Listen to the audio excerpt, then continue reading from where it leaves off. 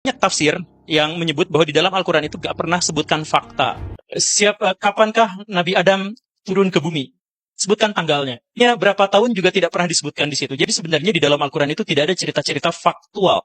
Karena apa? Karena itu adalah pelajaran buat orang beriman. Jadi sebenarnya inti dari pembahasan cerita narasi-narasi di dalam Al-Quran itu tidak ada hubungannya dengan sejarah sebagai ilmu, bukan sejarah sebagai peristiwa, tetapi sejarah sebagai kisah dan seni sastra. Apakah kisah-kisah dalam Al-Quran hanya seni sastra dan tidak faktual? Saya Fazil Imam, selamat datang di Sekolah Tafsir. Yang perlu kita garis bawahi di sini adalah Al-Quran bukan kitab sejarah, Al-Quran bukan kitab sastra, tetapi Al-Quran adalah kitab petunjuk.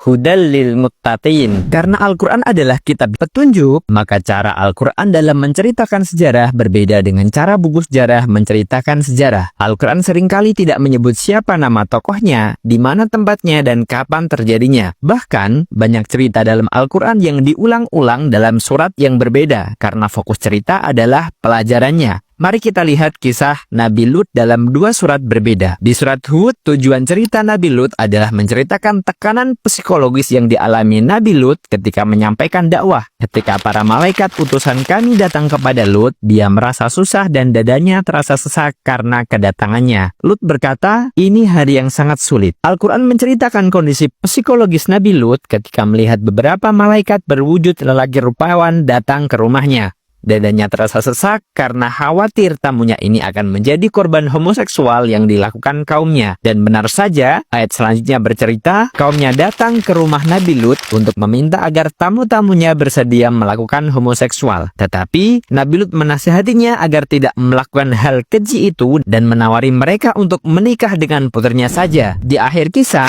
Al-Quran hanya menceritakan azab kaum Sodom tanpa detail panjang. Kami jungkir balikkan negeri kaum Sodom dan kami hujani mereka bertubi-tubi dengan batu dari tanah yang terbakar. Dalam surat ini, tekanan psikologis ditonjolkan dan penceritaan azab disederhanakan. Mengapa demikian? Karena tujuan penceritaan ini adalah untuk meneguhkan hati Nabi. Ini bisa kita lihat di bagian akhir surat. Dan semua kisah-kisah Rasul kami ceritakan kepadamu Muhammad untuk meneguhkan hatimu. Ketika Nabi Muhammad mendapatkan tantangan berat dari kaumnya, penceritaan perjuangan nabi-nabi terdahulu akan menjadi pelipur hati Nabi, bahwa semua Nabi terdahulu juga menghadapi tantangan dakwah dari kaumnya, dan setiap kesulitan akan ada pertolongan dari Allah. Cerita Nabi Lut dan kaum Sodom diulang dalam surat Al-Hijr, tetapi dengan penekanan berbeda. Dalam surat Al-Hijr tidak diceritakan kondisi psikologis Nabi Lut ketika malaikat berwujud manusia bertamu ke rumahnya, tetapi dalam ayat ini diceritakan detail azab yang diterima kaum Sodom. Maka mereka dibinasakan oleh suara keras yang mengguntur ketika matahari akan terbit. Maka kami jungkir balikkan negeri itu dan kami hujani mereka dengan batu dari tanah yang keras. Bahkan ayat selanjutnya menyebut bukti sejarah di azabnya kaum Sodom pun masih ada dan bisa dilihat oleh orang yang melintas. Ini karena tujuan penceritaan ini adalah gambaran azab bagi orang yang tidak beriman dan perintah kepada Rasulullah agar tidak terlalu mengambil hati ucapan orang-orang musyrik. Kita bisa melihat penjelasan ini di akhir surat Al-Hijr. Sampaikanlah secara terang-terangan apa yang diperintahkan kepadamu dan berpalinglah dari orang-orang musyrik. Sungguh, kami menjagamu dari kejahatan orang-orang musyrik yang mengolok-olok. Jika Anda memaknai kisah-kisah dalam Al-Quran hanya sebagai seni sastra dan tidak faktual, apakah itu artinya Anda juga memaknai hari perhitungan amal dan hari kebangkitan sebagai hal yang tidak faktual?